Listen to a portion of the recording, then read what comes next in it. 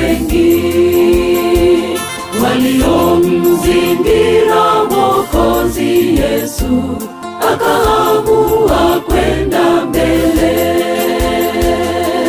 Yesu akamwambia, leo wokovu umefika nyumbani. Mungu kwako huyu naye ni mwana wa Ibrahimu, kwa kuwa leo nitashinda, nyumbani mwako nitafika.